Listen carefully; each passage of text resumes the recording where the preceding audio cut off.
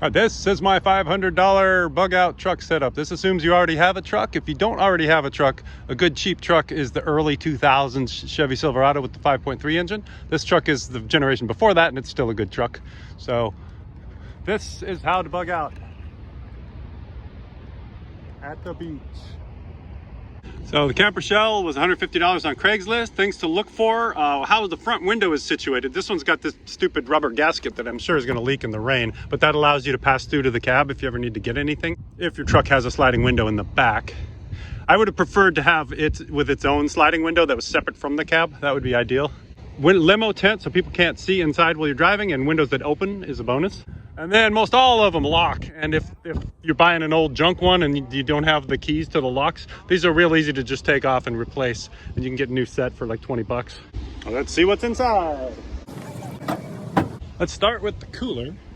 So since Yeti started making super expensive, really cold coolers, your modern cooler, even the cheap one, like 50 bucks at Target, which is what this one is, the Igloo Max Cold, it's got a lot more insulation than one did even 5 years ago or so. I'll put a link to a good camp stove in the description, and you can buy a hose kit for this stove to hook it up to a regular propane tank. So I've got a propane tank in here that hooks up to that stove, so I can cook for a month before I need to refill it versus using those little green containers.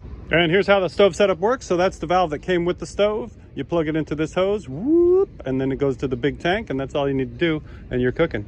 You're gonna want a mattress to sleep on. And in this case, I've got an air mattress here. These are $20 to $30, and most of them will come with a pump that you can plug into the cigarette lighter on your car.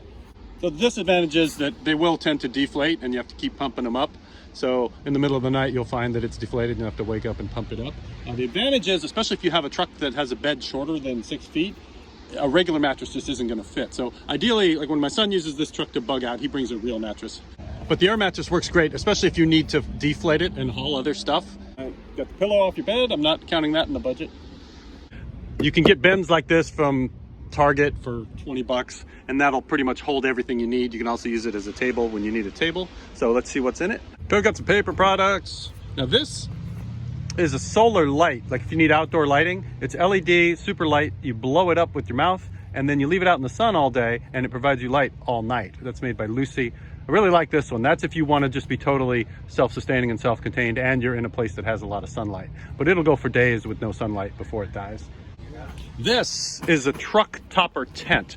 There's a link to it in the description. So especially if you have a truck that's got a 5-foot bed or you know, too short to sleep in, this will extend your bed out and give you an actual couple extra feet of room to pack stuff in and also to sleep in. This is the full-size camper top tent. They make a couple different sizes.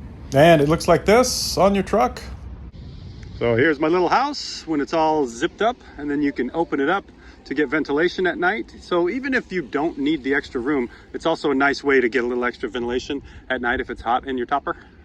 And that looks like this. So I've got my screen and lots of airflow, and all my crap fits back in there with the sleeping bag and the bed all set up. And here's the view from inside my brand new beachfront apartment. Welcome to my tiny home. So there you go, got your bed, got your laundry, got your propane tank, got your chair, got your beverages, got your piss jug / water jug, don't get the two mixed up, and got your box of crap / table, and you are bugging out for around 500 bucks. Now the only knocks I've heard on this truck tent topper is it blocks off half of your window that opens if you have windows that open in the back, and a lot of these toppers, the back one is the one that opens. So that's going to reduce a little bit of your airflow, but you get it back from the ventilated screen in your tent. And then if you're in a place with a lot of bugs, specifically mosquitoes, you can see this crack between the bed and the tailgate. And then over here, there's also a spot where the tent doesn't cover up, where the bugs can fly in. So if you really want to keep the bugs out, just bring an old towel or sheet or something and just fill in all these holes with it.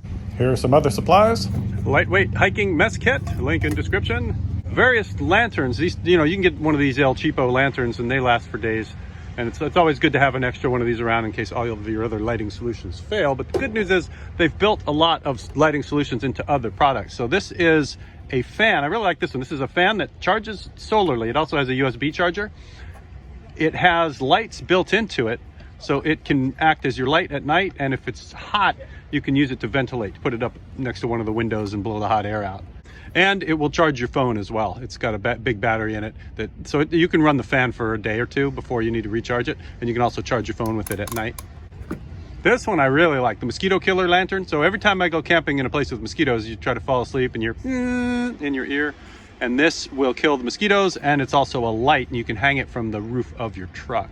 Now on most of these truck toppers, the top of it's made out of pretty thick plywood, like at least 3/4 inch plywood. So you could put some little screws and hooks in the top of it. The advantage is then you could hang something like a light anywhere you want. The disadvantage is you're gonna hit your head on it and cut your head open. I love these things. This keeps your beer cold while you're drinking it. This is the Walmart version, so these are like $5. I'll see if I can find a link to it and put it in the description. You can see I'm holding everything in place with this bar. So this is a telescoping bar that's adjustable, that goes across the bed, and you can bungee cord stuff to it and just keep your stuff from bouncing around when you're driving. So of course, a sleeping bag rated to however cold it's gonna be where you're going. You can get one at Target for 30 bucks or so. And your basic $15 camp chair if you want to sit down while you're out in the woods. So the only thing that I wanted to include in this video that I can't find anywhere, somewhere in my house, is the power inverter. So they make a power inverter that you can plug into a cigarette lighter. I'll put a link in the description where you can get one, and basically turns your truck into an AC outlet. So if you have anything that charges with AC or needs to be plugged into AC, you'll have that if you need it. So there you go. It doesn't cost a lot of money to get out there and to build yourself a self-sustaining camping vehicle. You can camp at roadside rests, you can camp at Walmart, you can camp anywhere, and this really allows you to cheaply travel America. If you want to be stealth, you don't use the tent. If you don't want to be stealth, then you do use the tent. And that's it. Everybody bug out.